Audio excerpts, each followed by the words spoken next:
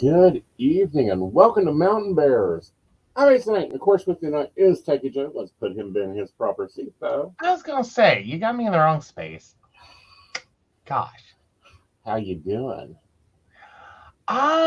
You know, like I'm here. Okay. That's where I'm at. Like it has definitely been one of those like 2 week periods of insanity, Right. but we're here. Yeah. We're here. We're rocking it. Yeah, how you doing? Yeah, I'm alright. I haven't murdered anybody. There's no new rose bushes in my front yard or my backyard. So, Oh, those are good things. There may be a car company that, I don't know, ends up in a jar. well, fair enough, fair enough. Well, maybe not in a jar. We don't want to ever deal. We don't want to never deal with them again. Can we go with a sweet jar, like make them a little nicer? Well, we can make them nicer, but all sweet jars turn to vinegar, Oh man. especially when you get lemons laying around. Hey, leave my lemon alone. It's useful. It'll be useful. Hmm. All right. Good Hey evening, Devin. Hey Devin. Brent. Hey Shannon. Shannon. We finally figured out Yes. what that is. That's two pink hands waving, so we wave at Shannon. Of course, we want to know what you're drinking, Hmm. and if you want to share a win this week, you can, big or small. So there's that. So where do you want to dig in at? Oh well, I think we were gonna start at an anti-trans doctor group leaked 10,000 confidential files. Yes, let's go there. All right, a Google Drive left public on the American College of Pediatricians website exposed detailed financial records, sensitive member details, and more. Yeah, this has been a moment. So, a doctors organization, the center of the ongoing legal fight over the abortion drug mifepristone, has suffered a significant data breach. A link to an unsecured Google Drive published on the group's website pointed users last week to a large cache of sensitive documents, including financial and tax records, membership rolls, and email exchanges spanning over a decade. The more than 10,000 documents lay bare the outsized influence of a small conservative organization working to lend a veneer of medical science to evangelical beliefs on parenting, sex, procreation, and gender. The American College of Pediatricians, which has fought to deprive gay couples of their parental rights and encourage public schools to treat LGBTQ youth as if they were mentally ill, is one of a handful of conservative think tanks leading the charge against abortion in the United States. A federal lawsuit filed by the college and its partners against the U.S. Food and Drug Administration seeks to limit nationwide access to what is today the most common form of abortion. The case is now on a trajectory for the United States Supreme Court, which not even a year ago declared abortion the purview of America's elected state representatives. The leaked records, first reported by Wired, offered an unprecedented look at the groups and personnel central to that campaign. They also describe an organization that has benefited greatly by exaggerating its own power, even as it has struggled quietly for 2 decades to grow in size and gain respect. The records show how the college, which the Southern Poverty Law Center describes as a hate group, managed to introduce fringe beliefs into the mainstream simply by being, as the founder of Fox News once put it, the loudest voice in the room. The leak, a Wired review of the exposed data found that the unsecured Google Drive stored nearly 10,000 files, some of which are compressed zip files containing additional documents. These records detail highly sensitive internal information about the college's donors and taxes, social security numbers of board members, staff resignation letters, budgetary and fundraising concerns, and the usernames and passwords of more than 100 online accounts. The files include PowerPoint presentations, QuickBooks accounting documents, and at least 388 spreadsheets. One spreadsheet appears to be an export of an internal database containing information on 1,200 past and current members. It contains intimate personal information about each member, including various contact details, as well as where they were educated, how they heard of the group, and when membership dues were paid. The records show past and current members are mostly male and on average over 50 years old. As of spring 2022, the college counted slightly more than 700 members, according to another document reviewed by Wired. The breach exposes some material dating back to the group's origin. It includes mailing lists gathered by the group of thousands of conservative physicians across the country. One document outlining recruitment efforts states in bold red letters, target Christian MDs. The ongoing recruitment of doctors and medical school students seen as holding Christian views has long been its top priority. The leaked records indicate that more than 10,000 mailers were sent to physicians between 2013 and 2017 alone. While the group's membership rolls are not public, the leak has outed most, if not all, of its members. A cursory review of the member list surfaced one name of note, a recent commissioner of the Texas Department of State Health Services, who, after joining in 2019, asked that his membership with the group remain a secret. Wired was unable to reach the official for comment in time for publication. I am not surprised. I'm not surprised either. Yeah, the SPLC's... Pardon? Air it out. Yeah. So the SPLC's hate group designation, which the college forcefully disputes, haunted its fundraising efforts, records reveal. A barrage of emails in 2014 showed that the label cost the group the chance to benefit from an Amazon program that would eventually distribute $450 million to charities across the globe. Amazon would deny the college's application, stating that it relied on the SPLC to determine which charities fall into certain ineligible categories. A strategy document would later refer to a unified plan among the college and its allies to continue discrediting the SPLC, which included a campaign aimed at lowering its rating at Charity Navigator, one of the web's most influential nonprofit elevators. One of the group's admins noted that despite SPLC's label, another charity monitor, GuideStar, listed the college as being in good standing. The college's GuideStar page no longer says this and appears to have been defaced. It now reads American College of Doo-Doo Fartheads, with a mission statement saying, "We are evil and hate gays." The Google Drive containing the document was taken offline soon after Wired contacted the American College of Pediatricians. The college did not respond to a request for comment. So leaked communications between members of the group and minutes taken at board meetings over the course of several years speak loudly about the challenges the group faced in pursuing its deeply unpopular agenda, returning America to a time when the laws and social mores around family squared neatly with evangelical Christian beliefs. Many of the college's most radical views target transgender people and, in particular, transgender youth. The leak, which had been indexed by Google, includes volumes of literature crafted specifically to influence relationships between practicing pediatricians, parents, and their children. It includes reams of marketing material the college aims to distribute widely among public school officials. This includes pushing schools to adopt junk science, painting transgender youth as carriers of a pathological disorder, one that's capable of spontaneously causing others, a la the dancing plague, to adopt similar thoughts and behaviors. This is one of the group's most dubious claims. While unsupported by medical science, it is routinely and incuriously propagated through literature targeted at schools and medical offices around the U.S. The primary source for this claim is a research paper drafted in 2017 by Lisa Littman, a Brown University scholar who, while a medical doctor, was not specialized in mental health. The goal of the paper was to introduce conceptually rapid onset gender dysphoria, a hypothetical disorder, as was later clarified by the journal that published it. Littman would also clarify personally that her research does not validate the phenomenon. She'd hypothesized, since no clinicians nor individuals identifying as trans had participated in the study.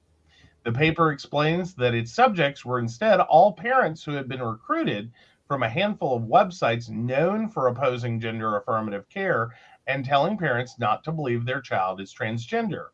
A review of one of the sites from the period shows parents congregating to foster paranoia about whether there's a conspiracy of silence around anime culture, brainwashing boys into behaving like girls, insights You ever plucked in watched some anime? cases. Insights plucked in some cases straight from another, more insidious forum, wildly known for reveling in the suicides of the people it is bullied. Oh, I would continue on, but that basically gets us through the best of this. This is from Wired, by the way. I oh my god, I don't know which is worse. I don't know which is worse. Finding out that they can't manage a simple flippin' Google share, like Right. American College of Pediatricians cannot manage data privacy. Shocker. Considering, their whole group's, aim.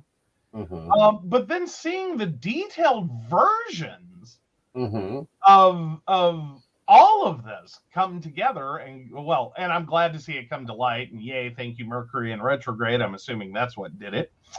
Yay. Yeah, maybe Mercury and Uranus is working together to Yeah. bring to light some bullshit. I want their names, like all 93 members' names, Twitters, Facebooks, Instagrams, and businesses should be published on the New York Times. Let's publish the haters. Oh yeah. Name and shame. Come on, Wired. Cough it up. We know you downloaded the documents. But yeah, fundamentally, it effectively just, this article just goes on and on and on with everything that this group is trying to do. Yeah. And it doesn't get better. It just gets marginally less worse. Right. Yeah, it's not a lot. It's like, it's sort of like that moment when you found out that Tucker Carlson had been fired by Fox News.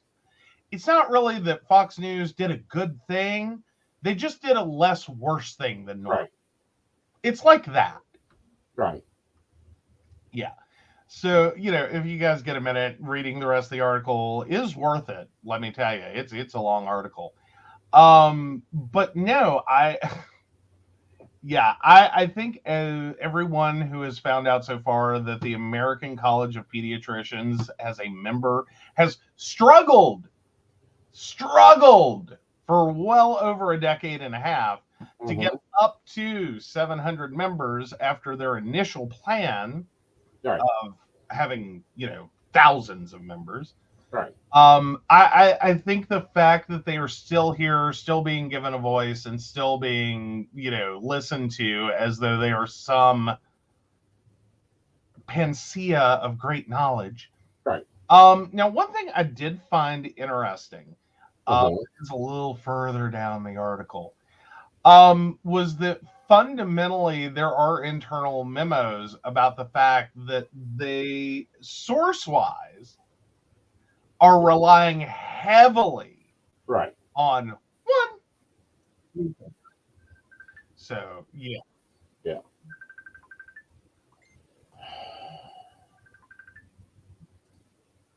So, commercial. No, I'm just sent a message real quick. Thank you. Yeah. Right.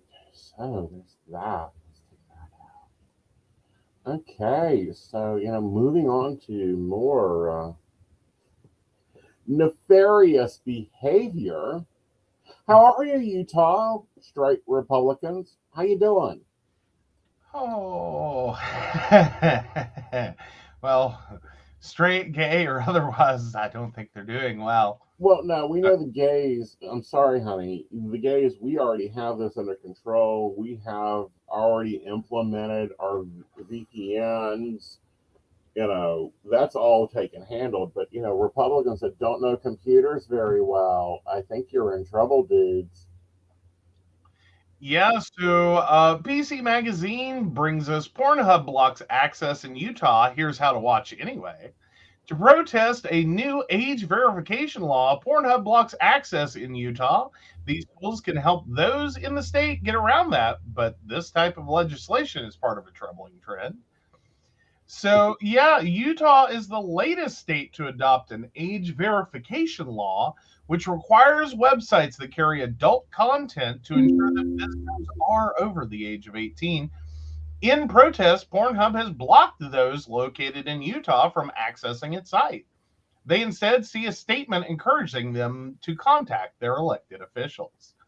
Tech-savvy web users know that there are ways around location-based blockades. If you're trying to watch porn safely in the Beehive state, here are some tricks to try before crossing state lines for an adult content fix.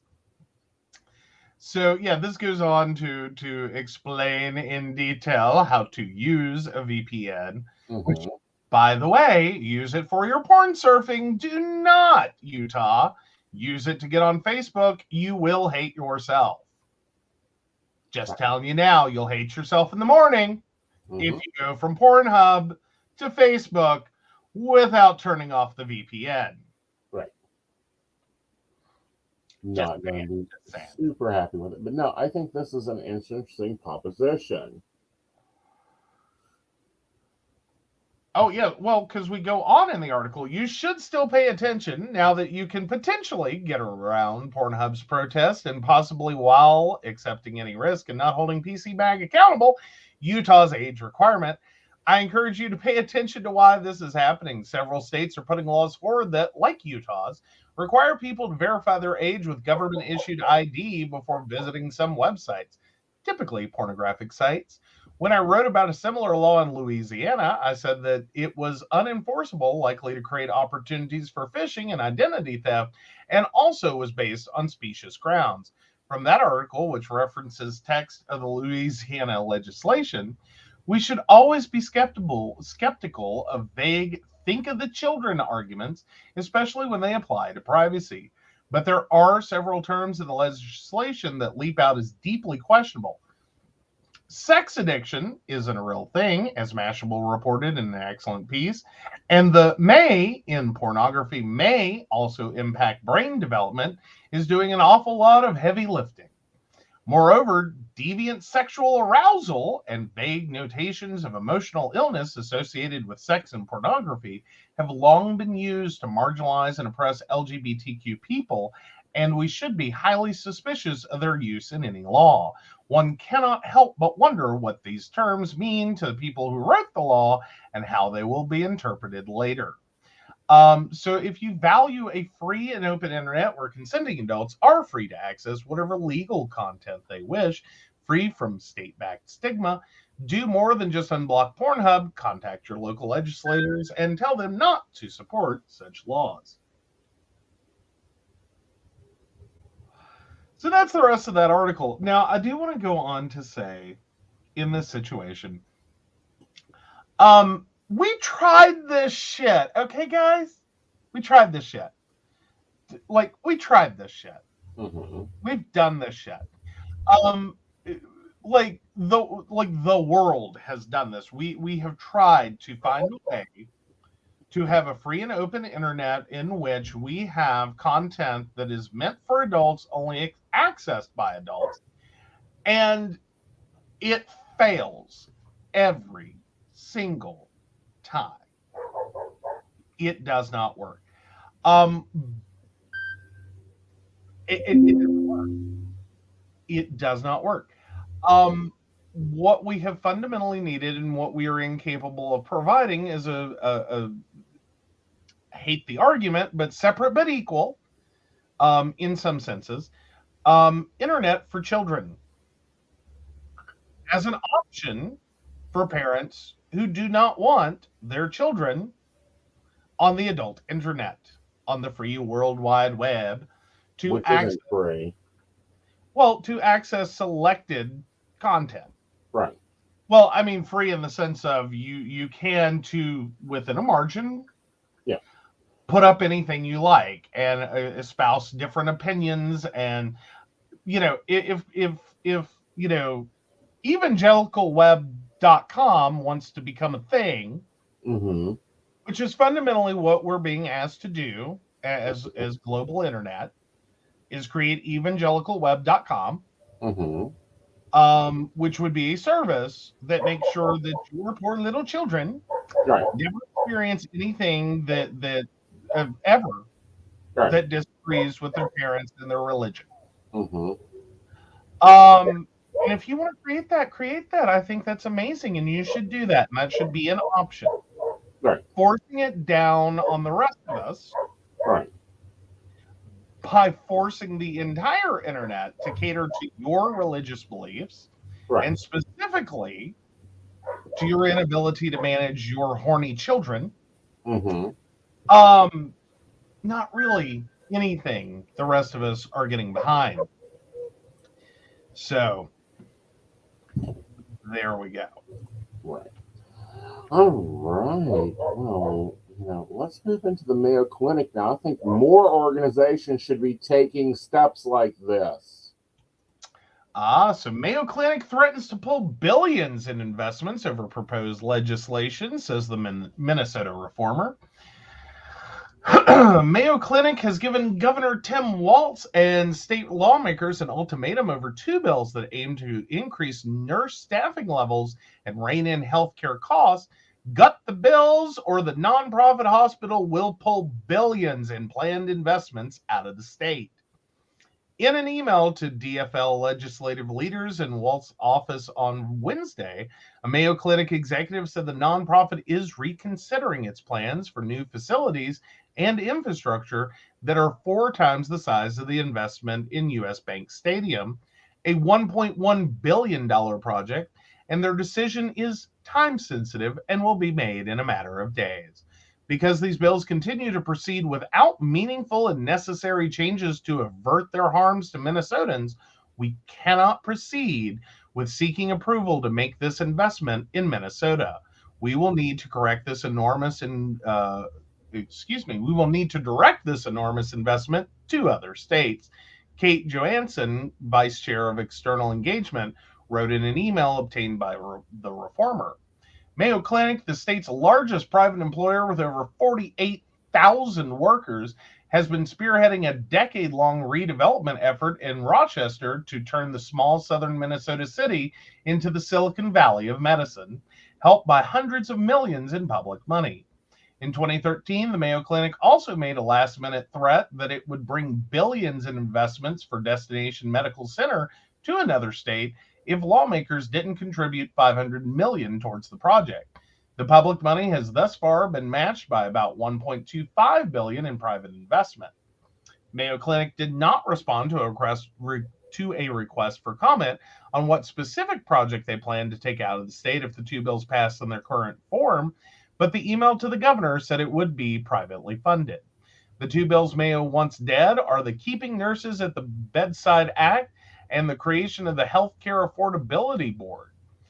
Both are currently in the final stages of negotiations between House and Senate leaders who are ironing out differences between their health and human services bills before sending it to the governor's desk.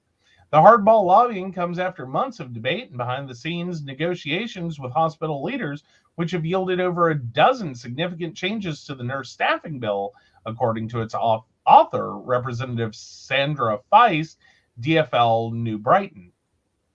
I was surprised to see that email, Feist said, because I had been working diligently with Mayo for many weeks to identify language that would address their concerns without gutting the bill. Mayo's proposal, an exemption that would cover virtually all hospitals in the state, would gut the bill, Feist said. Asked about Mayo's ultimatum after a bill signing ceremony on Friday, Walz said he believes a compromise is possible. We've always supported making sure that our nurses are supported, have what they need, and we also understand that Mayo Clinic's a unique entity where it's focusing globally on it. The Keeping Nurses at the Bedside Act, HF 1700/SF 1651, backed by the nurses union, would require hospitals to form committees made up of nurses and other hospital staff to create core staffing plans that include the maximum number of patients each nurse can typically safely care for. 8 other states have similar requirements, while California and Massachusetts have more stringent government mandated nurse to patient ratios. The nurses union says the bill will reduce burnout and lead to better patient care, while hospital leaders have warned the bill would force them to shutter hospital units and turn away patients. Under the bill, the health commissioner must also develop a public grading system to judge how well each hospital complies with its staffing plans. Committees that could set minimum safe staffing levels have the potential to foil Mayo Clinic's vision to expand automation in healthcare, relying on machines to perform many of the functions nurses do now, while a public grading system could tarnish the hospital's sterling reputation. The second bill, HF 2202 and SF 2002, Mayo Clinic says needs to be scrapped, aims to tackle the ongoing problem of skyrocketing healthcare costs, likely to worsen as the population ages, requiring ever-increasing portions of the state budget to care for people in need. This bill is extremely problematic and poses a huge threat to the well-being of Minnesota's healthcare system as drafted. The email from Mayo Clinic says it must be removed from the HHS omnibus bill and consideration for Mayo to move forward with a previously stated investment. The bill's author, Representative Liz Ryer, DFL Egan, said she's making revisions to the bill but hasn't received much feedback from any hospital representatives. It would have been nice to hear concerns after the bill was introduced in February. It's not like it's not been public, Rayer said. We could have had a lot of productive conversations. Rayer said a number of other states have created similar boards and pointed to Massachusetts, which has reported lower than average growth in commercial healthcare costs. The possibility of alienating one of the state's crown jewels and losing investments that would create high-paying jobs could sink the bills in the final days of the legislative session. Yet at least some Democratic lawmakers say they'll hang tough. I don't respond well to ultimatums, no matter who they come from, said Representative Tina Liebling, DFL Rochester, who is a member of the committee negotiating the final details of the large health and human services bill. I appreciate that Mayo has concerns. As legislators, we try to balance concerns. Democratic Senator Aaron Murphy of St. Paul, a registered nurse who authored the nursing bill in the Senate and once served as executive director of the nurses union, said an exception was unacceptable and that the bill is in its strongest form since the nurses union began advocating for legislation addressing low staffing levels in 2008. Quote, it's frustrating that an institution rightfully known for incredible care is using their power and resources to block a policy that would make patients safer, Murphy said.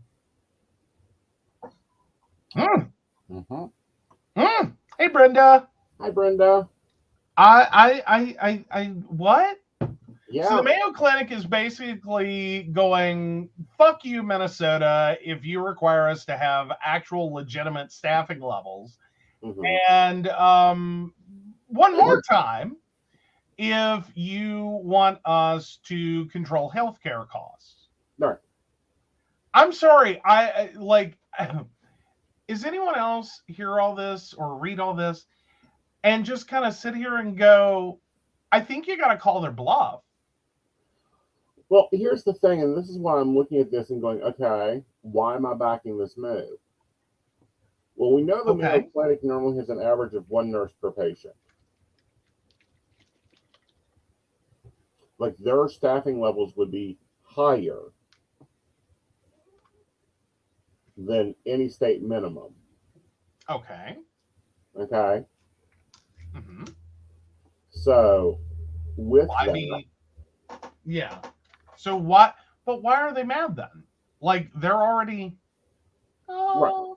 Well, they're already done. But the problem with that is if their committees decide that no, they need 2 nurses on ICU patients, then they have to go and find these nurses, and it makes it tougher to hire nurses, to keep nurses. Well, but it sounds like their bigger fear is they're getting ready to roll out technology to reduce staffing levels. Mm-hmm. And fundamentally, they don't like the idea that, robo nurses don't count as staff Right. in terms of these requirements. Right. Not to say that I'm altogether entirely happy about robo nurses. Don't get me wrong. I think robotics has a lot of benefit. Mm-hmm. And that, there is a potential there. Mm-hmm.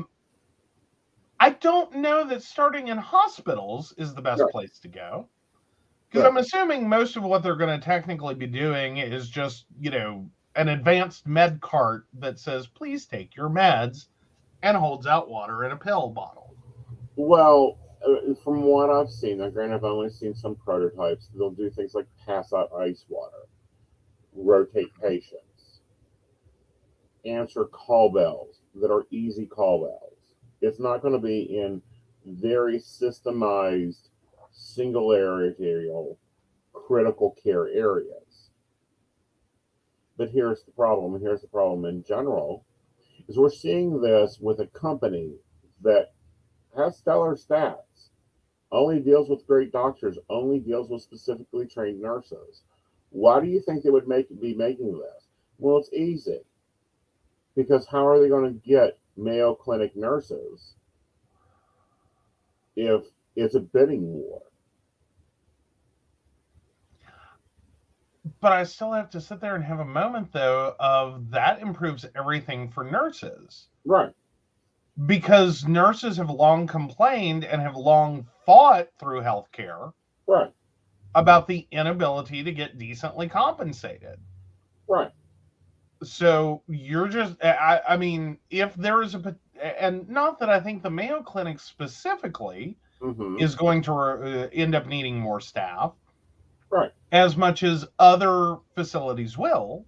Right. And yes, so they're going to have to pay more to get nurses, like when they need them. If they can it's probably, pardon? That's the other part, is if they can get them. If they can get them. There's only so many nurses that are still on the floor.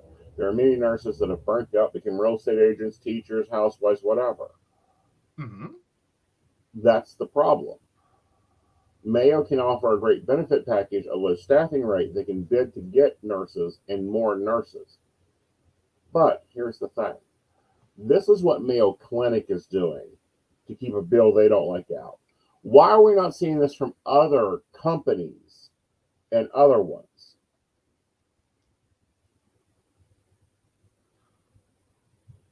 I'm assuming they don't have the pull with the state to be like, we can shut you down. Oh, I think there's some that do. Can you tell me what happens if Pigeon Forge would shut down for a month? Oh, that'd be a tourism hit from hell. Yeah, middle of June, like, nah, we're closing. Yeah. What about Florida, Oh, we're already seeing how Mickey Mouse is making Ron DeSantis his bitch. Mm-hmm. Like, if y'all haven't seen that is the cutest photo ever. Yeah. Mickey Mouse, Tux Tails, Mickey Mouse, superimposed with Ron DeSantis in a gimp suit. Right. It's great. Uh-huh. It made my heart skip a beat. I was thrilled. It was the best thing I've seen all week long. Right. And, Shannon brings up that the law could force other hospitals to close, and then Mayo Hospital will end up being overflow. Mm-hmm. Well, but if they're pulling out, because it basically sounds like what they're doing is they'll be doing a transition, like Mayo Clinic would transition out of Minnesota. Right. And start moving its operations to another state. Right. Which to me rings heavy of like the Walmart issues. Right. That's something I'd like to see shut down for 3 days in states that are taking on LGBT rights. Would be lovely.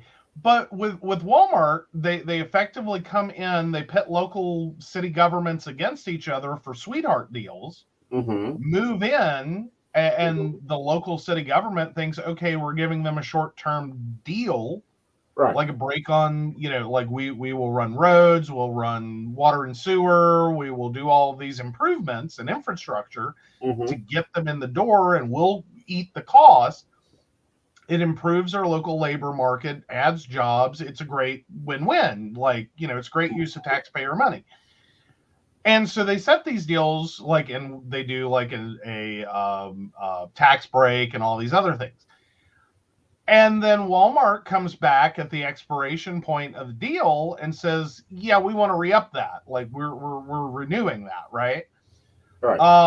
And of course the local city government is going, no, this was like a one-time thing to help you come in and establish and for you to make money by not having to have all these costs. Right. We were looking forward to recouping that money in future, taxes and future other things. So no, we don't want to do that. And Walmart goes, oh, well, our stores are basically, a combination of asphalt, concrete, and sheet metal. We can build one anywhere. Right. We'll close this one and go right across the city line, the next city, and build another one. Yep. So capitulate, or we'll move down the road. Right. Which is what happened in OQL. There's a lovely Walmart building up there that now has Tractor Supply and some charity in it. It was state of the art. OQL became Dick's. They moved business. Like, I have a problem with this per se. Like, on its face, I have a problem with this by the Mayo Clinic and how they're approaching this. Right. Because they're not actually, like, instead of being fully engaged in the process and trying to find what is best for people. Right. It looks like they're really focusing on what's best for the Mayo Clinic at all points in this. Right. And not what is best for all hospitals in the state and what is best for all people in the state who are going to be using those hospitals, as well as people coming in from outside the state. Right. Because it's the Mayo Clinic. A lot of people end up there from out of state. They're a national beacon of healthcare. Right. Instead of doing that, they're just turning around and hitting it like they're Walmart and going, do what we say or we're out. Right. And what they say is gut two bills that are very strongly about workers and staffing levels and preventing burnout and underpay, and bills that revolve heavily on the cost of patient care. Right. Which, I mean, it's great if you are a national beacon or a world beacon, even, as the Mayo Clinic very much is, in healthcare. Right. But if that healthcare is limited to a very small population of people with enough money, which more and more is where healthcare has drifted, what's the point? Right. What's the point? If you have to be a multi-billionaire to afford life-saving treatment, what's the point? Right. And, Shannon, you're right on course here. The reason they were looking at moving there was probably the setup they have. Thinking they'd have the best option for the good nurses, and they'd have the pick of the litter. Well, yeah, but they're also doing it at always low prices. Right. And effectively, that becomes a big part of this, is that, one, just because we have nurses leaving the profession does not mean that we're not going to be adding nurses to the profession. In a couple of years. But it would also mean that all hospitals are going to take a hit. Right. All hospitals would take a hit, at least in terms of that review committee and their rating and their grading. Right. So at some point, it's sort of like if every restaurant in a 50-mile radius all got hit with C's Mm-hmm. for their health grading, Right. does that mean every restaurant in the area is bad, or does that mean that the requirements have become better Right. and that all of these restaurants have to, as a result, get better Right. to get a better grade? Right. And I think that's what we'll find is that, all of the hospitals would take a hit on their grading, Mm-hmm. Quickly. some worse than others. Right. Mayo Clinic would take a hit on, and tarnishing its reputation, I think, is hardly doable. Right. Just from a simple, grading system. Right. Without the caveat of the reason the grade is low is because we're fighting to get nurses. Right. Well, that and we're fighting to quickly replace 115,000 healthcare workers that died during the COVID epidemic in the United States. Well, and again, that speaks heavily to the reason for the law or for these bills in the first place. Right. Are the things that we were doing to nurses. Yeah. That fundamentally created the situation in which that many nurses died as part of their job. Not all of it was COVID directly. Right. A lot of it had to do with the situation nurses were in pre-pandemic. Right. Which was already short-staffed. Working too many hours and overloaded. Right. And yeah, if you combine that with a pandemic, it's not surprising. This played out how it played out. Right. Again, it has more to do with the corporatization of healthcare than it ever had to do with, the idea that we have a group of nurses that don't want to work and nurses that are just burning out. Not that I'm saying nursing's easy. It's never easy. Right. But when you create horrible staffing conditions and horrible pay and all of these horrible conditions, right. You end up with a bunch of dead nurses and a bunch of nurses going, fuck that, I'll go teach in a classroom. That sounds better. Right. Which should be your first warning sign you have a problem. Right. If our nurses are trading in their nursing license for a teaching degree. Well, because most of them already have a master's, so it's easy to get a teaching degree. It's easy to get a real estate degree. It's easy to trade a bedpan for a bullet shield when it's like, am I going to kill me and my family by going to work today? Like the risks for teaching are lower. And that's kind of where I'm at, is like teaching had hit an all-time low. Yeah. Teachers are already leaving the profession because it has become a disaster area. Right. The nurses are now rushing in because that's a better alternative. Right. That's when you really have to stop and think, how bad must nursing be when teaching becomes the better alternative? Right. Like let that resonate for you. Right. But yeah. It's insane. All right, let's take a break. We'll be back. All right. Hi, this is Sandy Starr. I'm a psychic and I work on Keen, and I have been working on Keen for over 22 years. You can reach me on 01068. I deal with a myriad of subjects, but I do specialize in relationships, marriages, divorces. Is he cheating? Is she cheating? Whatever the dynamic of the relationship is, I will guide you through. I've got amazing radar for cheaters, so I will tell you the truth if he or she is cheating. I can help with any subject you need me to help you with besides relationships, and I look forward to hearing from you. Again, you can reach me through Keen, and my extension number is 01068. I really look forward to hearing from you and helping you with whatever you need me to help you with. Hi, I'm Tracy Van. I'm a psychic medium and I work with tarot cards. I also practice Reiki and access bars. I would like to share with you what a reading with me is like. It is a blended reading of psychic and mediumship, and I deliver these messages exactly as they come through. I'm not going to mince words or add any padding. I am a professional, reliable, and honest communicator. I have readings available anywhere from 15 minutes to an hour. You can book a reading with me at tracyvan.com. That's TracyVann.com. And no, I'll always tell you exactly what you need to hear.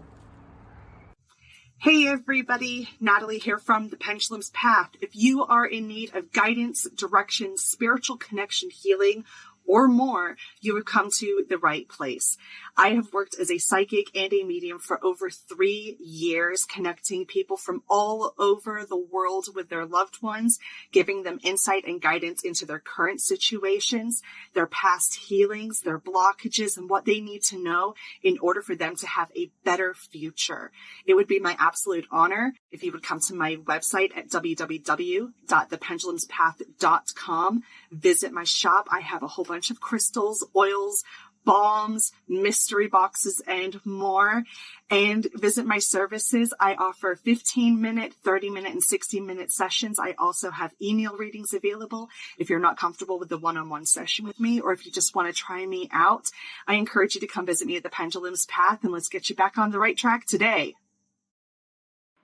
Hey everybody, Lady Gwendolyn here from Rowan Temple of Light, and I'm here to tell you about our events this summer.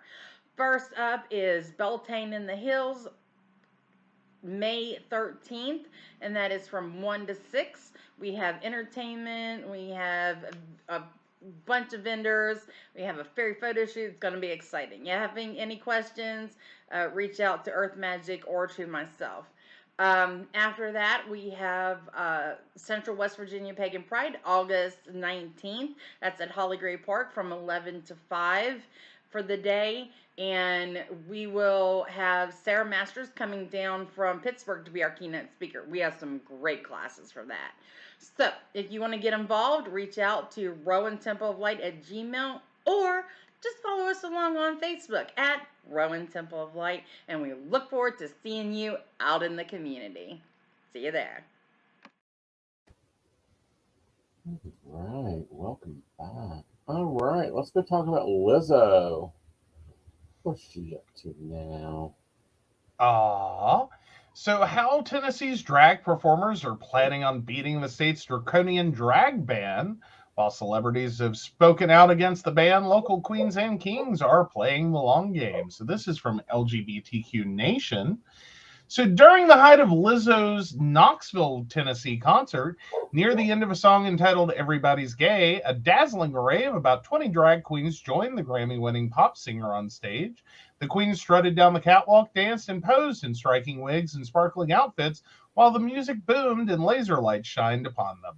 Among Lizzo's draggy crew were well-known performers from RuPaul's Drag Race, like Aquaria, Asia O'Hara, and Vanessa Vanjie Mateo, all clad in silvery outfits. But the group also featured local queens like Vivica Steele and drag king Trey Elise. 6 local performers in particular wore French-covered two-piece outfits and large taffeta overcoats, each one a different color of the pride flag. I was told by people on the internet, cancel your shows in Tennessee, Lizzo told the audience, referencing the state's recent drag ban. But why would I not come to the people who need to hear this message the most? Why would I not create a safe space in Tennessee where we can celebrate drag entertainers and celebrate our differences and celebrate fat black women? Steele, who wore purple in the performance, told LGBTQ Nation that Lizzo's concert and other recent events helped shine a much-needed and ultra-bright light on the fight in front of us here in Tennessee and others shaping up across the U.S. As drag sisters, we tend to work and collaborate collectively, Steele said. Anytime you have a community of artists come together, it's very effective. I strongly believe that the more individuals that speak up and speak out only strengthens the message as a whole. After a month and a half, about a month and a half before Lizzo's concert, Tennessee Governor Bill Lee signed the nation's first ever drag ban, a law that bans male and female impersonators of prurient interest from performing on public property or in front of children. The band's supporters said it was necessary to protect children from seeing simulated sex acts on stage, something that rarely happens during drag performances and is already banned. A federal judge temporarily blocked the drag ban from going into effect, calling it vague, overly broad, and a possible violation of free speech. Nevertheless, similar legislation has been introduced in 14 other states. One such bill may soon be signed into law in Montana. Henry Seaton, a transgender advocate with the Tennessee chapter of the American Civil Liberties Union, told NPR that the bans are a subtle and sinister way to further criminalize just being trans or gender nonconforming. The bans could also have a chilling effect on pride events and venues that traditionally welcome drag performers and their fans. Additionally, Tennessee's ban punishes multiple violations with felony charges, which can revoke a citizen's voting rights. As such, it potentially adds to the discrimination, hatred, and political disenfranchisement which already faced by marginalized groups, Steele told LGBTQ Nation. An estimated 450,000 individuals in the state of Tennessee have lost their voting rights due to non-violent felony offenses, Steele said. This ban isn't about protecting children. This ban is a trap to take away our voices through criminalization. After Lee signed the ban into law on March 2nd, Steele, Elise, and fellow drag performers Veronica Electronica and Vidalia Ann Gentry appeared in front of an audience of nearly 9,000 people at Nashville's Bridgestone Arena for Love Rising, a March 20 benefit concert that raised funds for 4 LGBTQ plus organizations fighting the state's queerphobic legislation: Tennessee Equality Project, Inclusion Tennessee, Tennessee Pride Chamber, and Out Memphis. The concert featured local and drag race queens, as well as performances by nationally renowned musicians like singers Sheryl Crow, Irish musician Hozier, and country artist Maren Morris. The queens performed with Morris during her inclusivity anthem, Crowded Table, and also during the closing number, We Are Family. During Morris's performance, she said, "I introduced my son to some drag queens today, so Tennessee, fucking arrest me." The audience responded with thunderous applause. Though Lizzo and other visiting performers left the state after the one-night events, Elise told LGBTQ Nation that the celebrity's presence helped propel the state's LGBTQ plus battles into the mainstream media, producing momentum and more opportunities to amplify local voices. Elise doesn't feel entirely comforted by the court's temporary injunction against Tennessee's drag ban. The block is just that, temporary, Elise said. The legislation that has come out so far makes it evident that the community is under attack, an attack that will not stop with a temporary block or even an end to the legislative calendar. Our governing body has made it clear where their focus lies, Elise continued. We are moving targets, especially those in our transgender community. Their healthcare and ability to just simply live as their authentic self has been under direct fire. Indeed, on the same day that Lee signed the drag ban, he also signed a law banning minors from receiving gender-affirming care, something a major U.S. medical associations say is safe and essential for trans youth's well-being. This is not just a Tennessee problem, Elise said. So many states are passing similar legislation, and in some cases, it's even more detrimental. Gentry sees the issue in even starker terms. The legislators who introduce these bills will mostly still hold office in the next legislative session and introduce similar pieces of legislation with just as much power to easily pass them, Gentry told LGBTQ Nation. There are fascists vying for the White House, she continued. It's been my belief for months now that the reason behind all of these bills is fascism.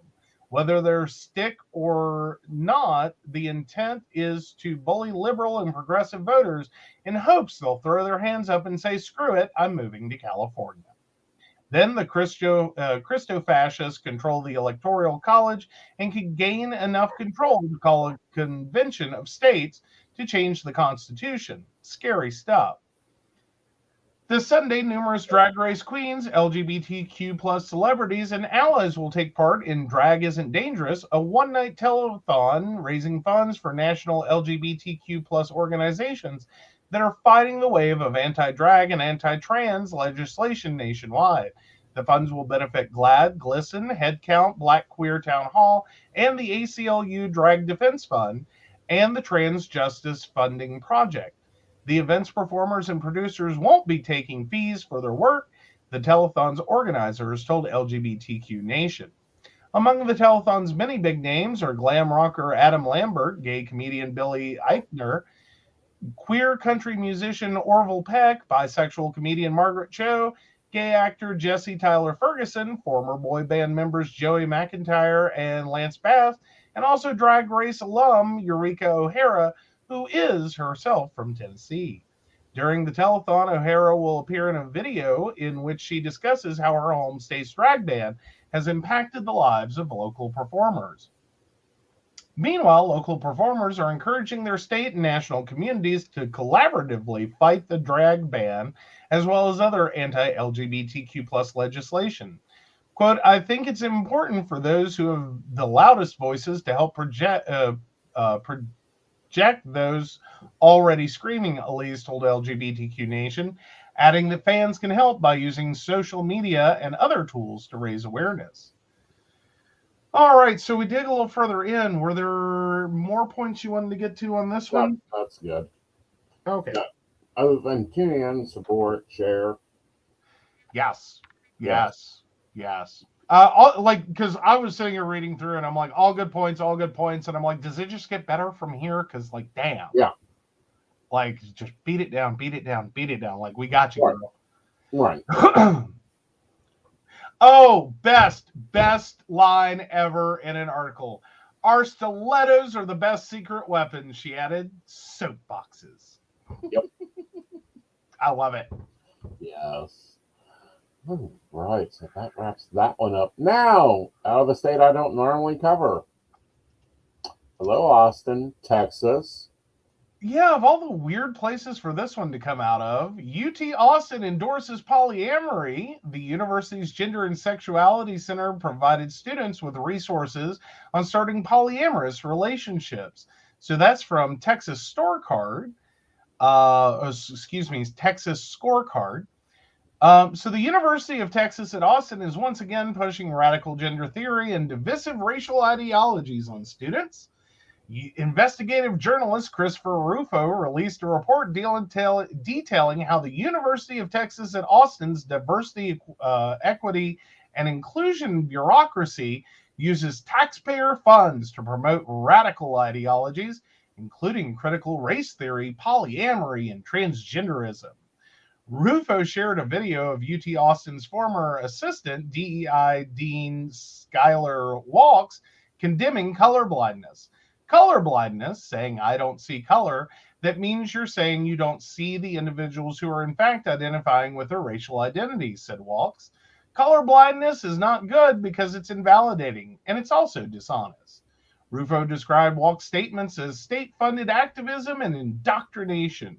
Will you be the revolutionary or will you be the oppressor? Because we already know that our institutions in this country are systems of oppression, said Walks. That is by design. The university removed Walks' biography from its website after Rufo posted the videos. Rufo also highlighted a document from UT Austin's Gender and Sexuality Center that described polyamory as the practice of loving multiple people simultaneously. In non-possessive, honest, responsible, and ethical polyamorous relationship, partners agree to share sexual and or romantic love, choosing and communicating clearly among partners involved. People involved in polyamorous relationships often experience exclusion because current social norms dictate loving only one person at a time.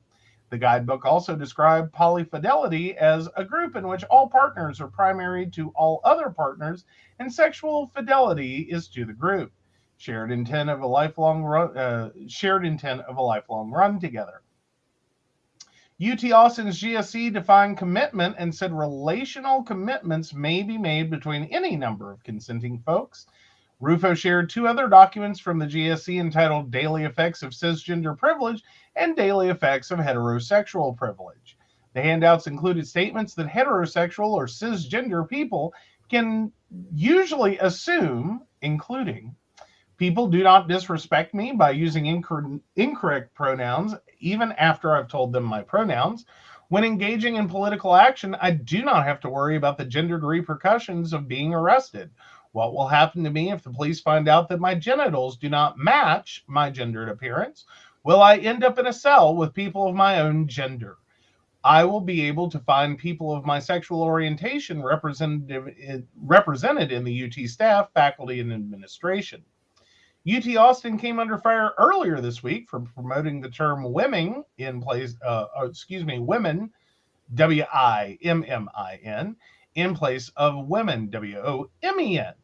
The University of Texas at Austin is a public university overseen by the University of Texas Systems Board of Regents, led by Chairman Kevin Etliff. All board members were appointed by Governor Greg Abbott and confirmed by the Texas Senate. However, some have questioned if UT Austin's recent scandals will affect the upcoming board regent nomination approval process. Janice Longoria and James Rad Weaver were both reappointed to the board and are awaiting Senate confirmation. State Senate Senator Donna Campbell, our New Braunfels, chair of the Senate Committee on Nominations, and Lieutenant Governor Dan Patrick have yet to respond to a request for comment on the issue.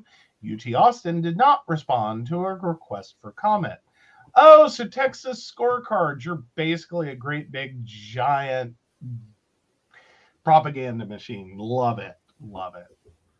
Right. And, you know, what I find interesting is they found it so scandalous that they quoted the dictionary. Yes, basically. Hilarious. And all of this is state-funded activism and indoctrination.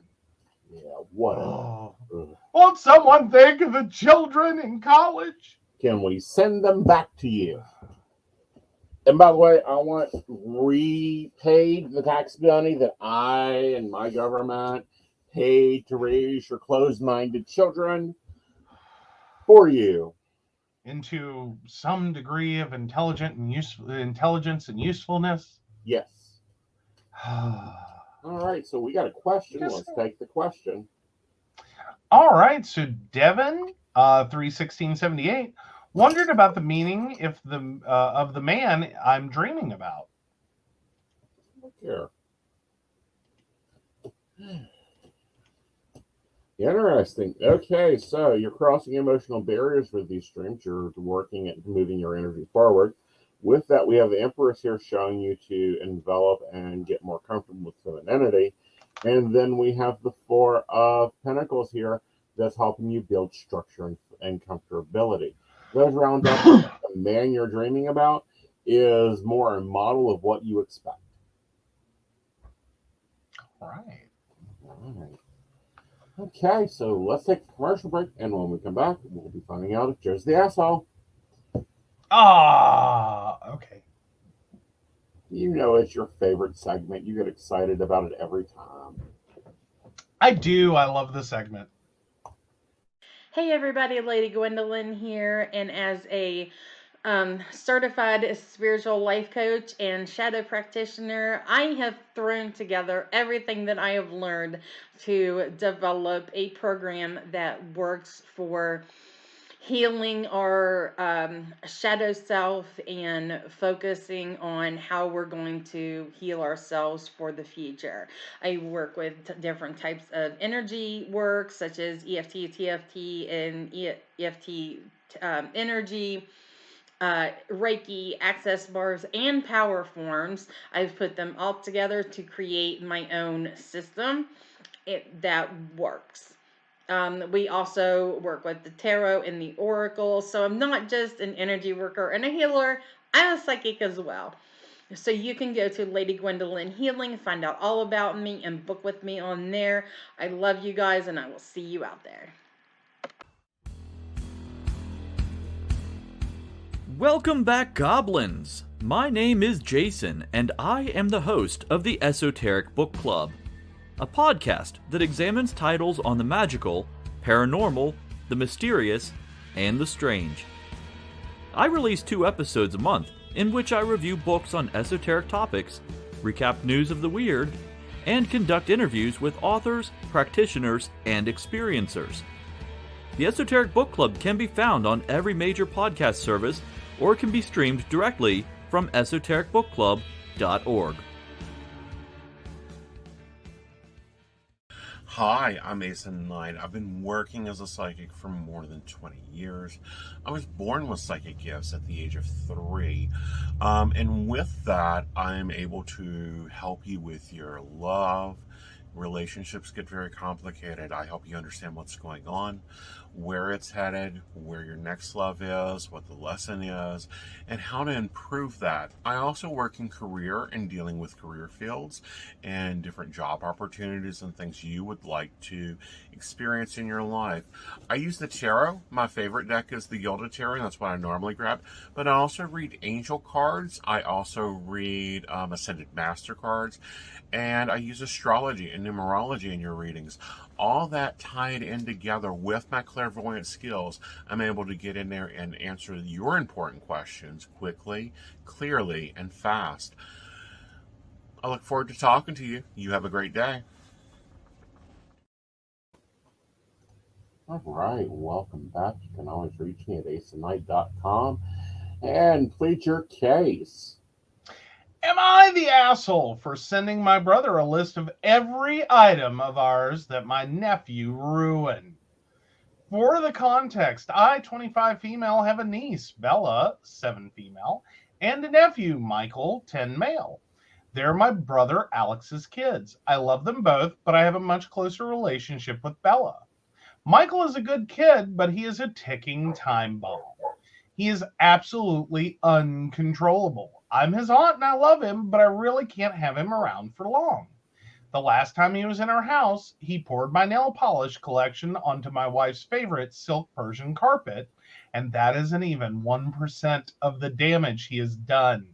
My wife, 27 female, and I recently bought a villa out of town. It has a game room, pool, and many other things Bella adores.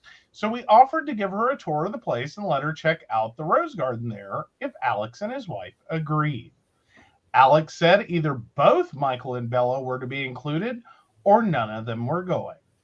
My wife and I both insisted to only take Bella, but he was not having it. So we said we would just go by ourselves.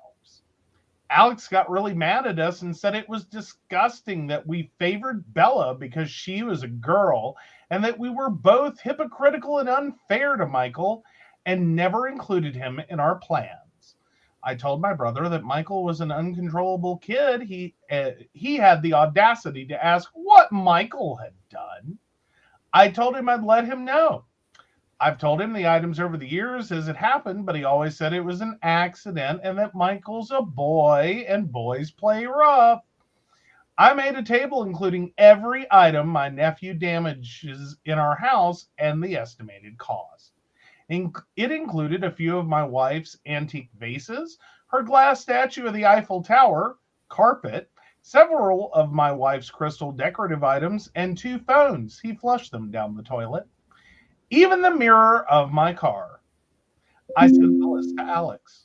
He is now extremely angry with me and thinks I'm being an arrogant person and taking after my wife's trait of being an uptight rich kid. I'm not talking to him at the moment. Was what I did in asshole territory? Ooh, I see you struggling with this one a little. Like, Wow.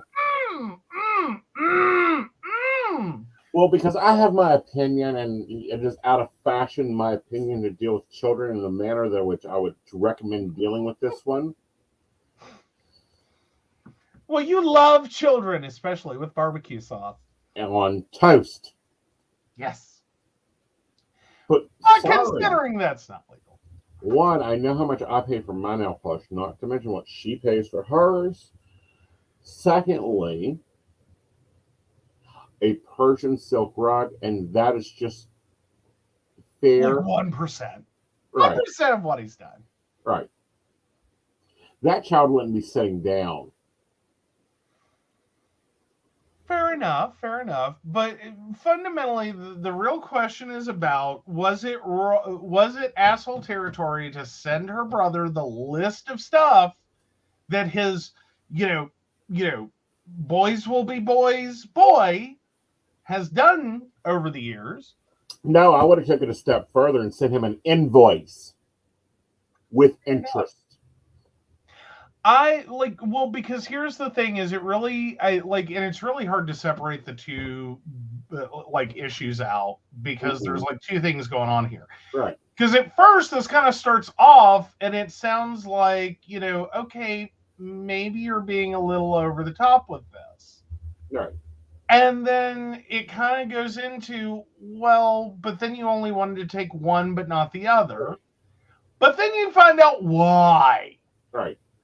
And I think the why is where I kind of have to agree with OP here.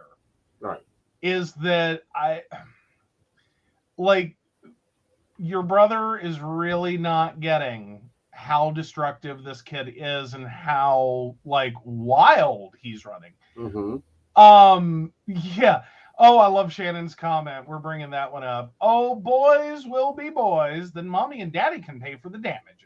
Exactly. If that's if you're going to tolerate the behavior, then you can pay for the damages. Right. I'm there with that. I'm totally there with that.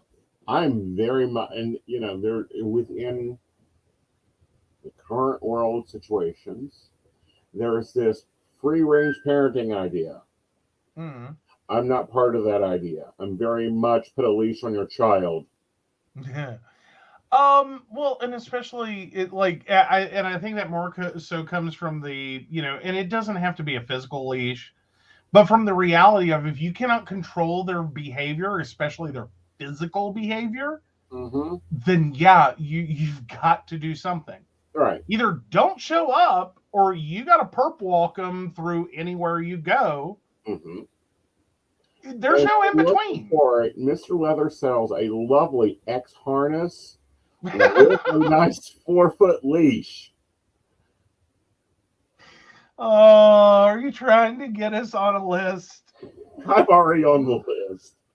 All right. Yeah. So Shannon also points out, my aunt and uncle had that attitude with their son, so I started making them pay for everything he broke when they told me I wasn't allowed to tell him no. When they had to pay for a new television, they stopped letting him come over. Wonderful. Uh-huh. And I take offense to this idea that anyone's relationship with their niece or nephew, or nieces and nephews, mm-hmm. is an all or nothing. You right. either take all my kids, mm-hmm. or you take none of them. Right. I have problems with that. I'm not and I say that from the perspective of, I have nieces and nephews, and I'm not a parent. And I make that very clear. I'm not your parent. I don't have to love you. Right. I don't have to treat you equally. I don't have to do anything for you. Mm-hmm. So, all of those relationships are a little different. One, gets a lot more attention than another. It's why it's okay to have a favorite aunt or a favorite niece or nephew, mm-hmm. or one from each category. Right. But it's not okay to have a favorite parent or a favorite, child that you are the parent of. Right. There's a big difference there. And I think this is one of those situations that creates that. Mm-hmm. The OP is your daughter is great. She can come over anytime she wants to. We love her to pieces. She is a great kid. Right. They don't even argue that their nephew is a bad kid per se, which I think takes a lot of restraint. Oh yeah. And just focus on the problem behavior. Right. And it's we don't hate him. It's just really effing expensive to have him around. Right. And it's not accidental. Right. So tired of this. Well, boys will be boys. That doesn't Oh, yeah. mean that you get to misbehave and be little nincompoops. Oh, yeah. Oh, so Shannon also points out, I was the kid everyone was fine with taking places. I hung back, read a book, and just had snacks. You know what? Like, that's there. I'm there with that. My nephew got mad. I wouldn't let him spend the night, but I'd let his sister. My brother told him, well, if you didn't shriek like a damn banshee, she might let you spend the night sometime. So he stopped having shrieking temper tantrums. We have that understanding not everyone meshes well. Right. There you go. Yeah. Like, I mean, it's just one of those things. And I'm not trying to be hateful with, like, I have different relationships with different nieces and nephews. It's just how it worked out. Right. Like, again, I'm not your mama. I don't gotta love you. Yeah. Like, I damn sure don't have to take you for the weekend. Or the month, or the hour, or the day. You know, like, I do these things for because, you know, I want to. But otherwise, I will hand you a kitten and an espresso and send you back to your mama. You forgot the Because she Mountain has to love Dew. me. No, not a Mountain Dew with espresso. Ew. Yes. Let them drink the espresso. Let them drink the Mountain Dew. It gives them their vitamin B and their amino acids, and then they'll go rocketing off into the next planet. All right. Do you shake them up before you hand them back? Yes.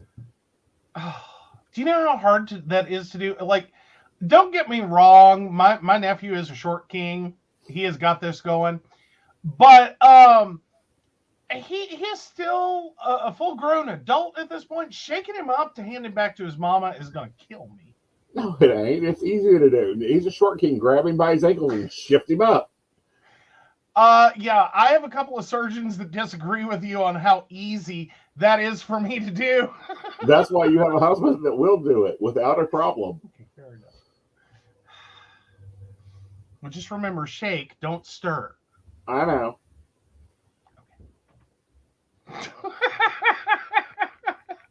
So, all right. Any other thoughts on that one?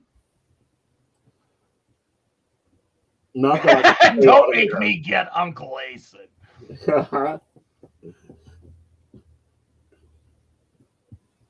That's cute. Yeah. Actually, it tends to go the other way. It's so flippin' funny. They all go to him first, and I still have a complex. Like, what the hell did I do?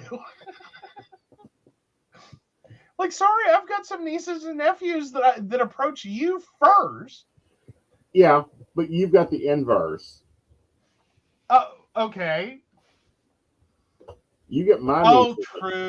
true. Yeah, you have nieces and nephews that hit me up first. Yep. Because you're funner. I'm not funner. All right, you have more free time. Okay, fair enough. Yeah. Alrighty. So we got that poll up. The poll is up. You can vote on whether they're the asshole. They're not the asshole, but the same one, or everyone is shitty and someone needs a belt. Hey, there you go. Oh, Shannon points out, I'm the one in the family all the kids are afraid of. I was the one that was always put in charge of them and I practically raised them all. So when they get in trouble, their moms and dads are like, I'm getting Shannon. Oh. You know, at some points in my life, I don't have a problem being a weapon. Mm-hmm. All right. So moving over to relationship advice. Losing sense of self. Losing everything. All right. So hello. This post may come off incredibly disjointed and probably won't make sense, but I'm fairly new to polyamory. To preface, me and my spouse, Mel, have been together in a mono relationship for around 11 years. Last year, we decided to open up our marriage when we both began developing feelings for one of my spouse's close friends. It was rocky at first, and we had a rough time dealing with jealousy and terminology and boundaries. But eventually, things got better. We began dating, the spouse's close friend they're referring to as Jay. We began dating Jay separately. As time went on, my feelings for Jay went haywire, like through the roof. I'm talking obsessed, on my mind 24/7, and the feelings from Jay were mutual. During that time, all I wanted was to be with Jay and to make them happy. While in that NRE phase, I selfishly wasn't thinking about how my spouse was feeling.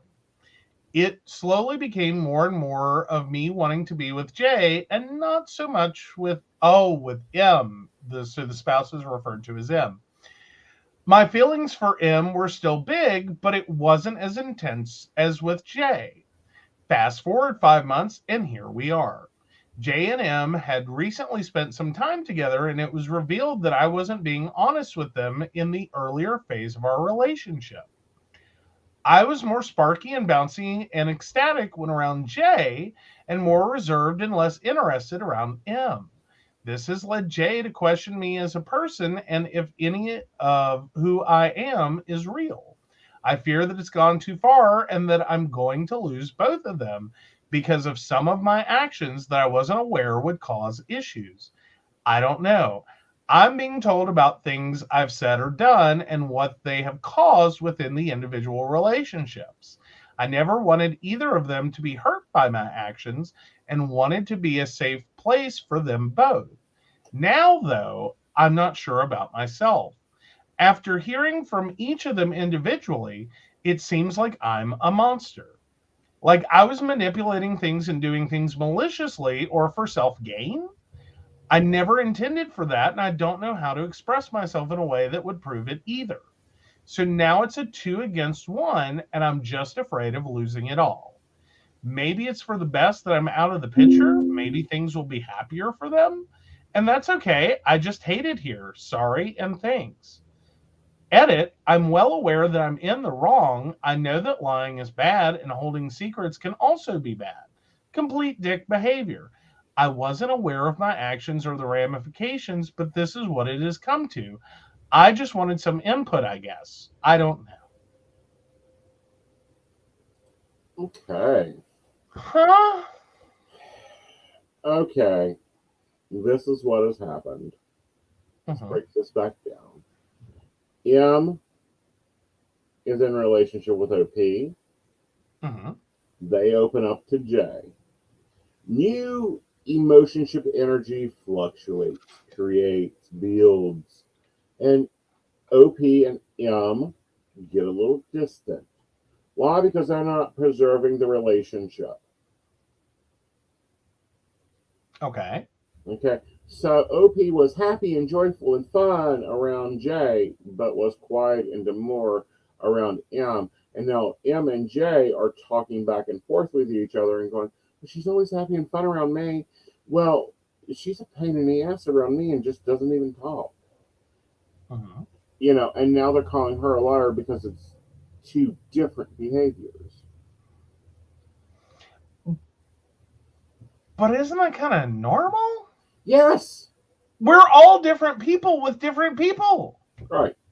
Like I don't get what she did wrong or what OP did wrong here, other than be who she or who they were, with who they were with.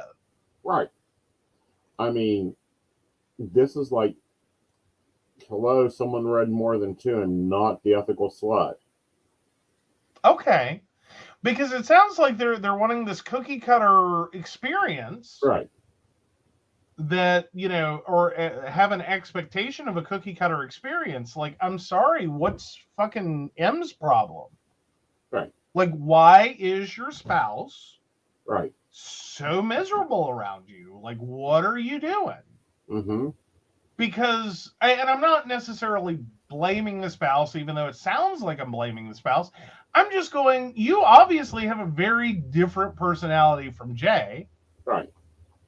So what is it that's causing, OP to be so like, okay, and quiet? Right. Whereas what is Jay doing? Again, you could call this blaming the partner. What is Jay doing differently that makes them more outgoing, sparky, and bouncy? Right. Other than just new relationship energy, because I was really starting this one off like, it's just NRE. Like, what the hell are you so uptight about? Right. I don't think it's that. Right. Like, Well, I think they're different similar but very in different. relationships. I mean, the only thing similar here is the partners. And that's what they're not getting is, you are different with your partners. Yeah. Yeah. That's And what it's not always about. Yeah. They're like creating it into a problem. I'm a different, like, this is like that moment of like, you know, or it would be akin to being upset because your partner is a different person around their parents. Yeah. Oh, no shit. Yeah. Surprise. Right. But there's different dichotomies in every relationship. I mean, comparatively. Yeah. There's different similarities. There's different things. Like, I don't ever foresee me and you sitting down and watching anime, ever. No. I don't see that happening. Right.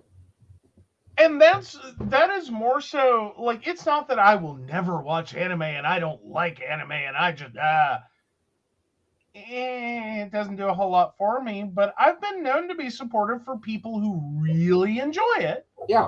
Yeah, I'll sit there and watch a few episodes with you. Like, I'm not, that person. And in a similar vein, you're like, you don't love anime, but like you like some of it and you find it really interesting and cool. Right. But as a together item, it's like, yeah, we have other interests. Yeah. And that's like, me wanting to watch anime or you wanting to watch anime as a first choice is kind of low on the list. Exactly. And that's okay. But like, have these people never met a couple before? No. Like, and that, like, because that's the thing. And it's a legit thing, and I think we need to talk about it more. Couples are different. Like, your relationship with a couple that you only ever meet the two of them together is totally different than if you get either one of them apart from the other, because they have a relationship and they've both taken on a role in it. Mm-hmm. And so you will find the weirdest things happen. Right. Like you can have a coworker, highly talkative, outgoing, just wild and crazy. And then you meet them with their spouse and they won't say a word. Their spouse talks for them. Uh-huh. But what I'm saying here is, me and you don't have the anime connection. Me and you have a hiking connection. But you ain't going on a 10-mile hike with me. We ain't taking on the Appalachian Trail. Yeah, not right now. Again, those are connections we have. Right. These co-partners are expecting everyone to have the same interaction. No, you have a partner, not a sex toy. Exactly. Like, sit them down, tell them shut up and get over it. Like, you haven't done anything wrong. Now, argumentatively, it sounds like you're having a lot of guilt about the fact that you were more attracted, which that is NRE. Right. That you're more attracted to Jay right now, that you're, all these things with Jay, that you're not with M. And like, that's a lot of guilt about NRE, but that's not because you did anything wrong. Right. I mean, I think you're having just some NRE and a lot of excitement, and that's not a bad thing. No. Like, you don't need guilt for that. No, you just need to be like, cut the guilt, cut the lying. And yeah, couples, including intermediate couples, have secrets. Get over it. It's on birthdays. Oh, yeah. Oh, yeah. Yeah. Like, and that's fine. Again, that's fine. That's also, now, what I find weird, though, is together, J and M are doing the thing that you get so mad about when it happens. Yeah. They are ganging up on the one to go, no. Yeah. Now, granted, that's usually fine if it's like you need to take care of your health and we're not going to put up with you not doing that. Right.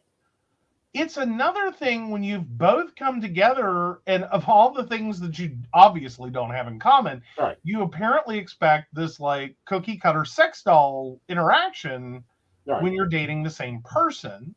Right. And now you've bullied them into feeling like they have done something wrong. Like, I think the really big red flag on this one is lost sense of self, losing everything, the title. If you're feeling that in a relationship, that your identity Right. is gone, Right.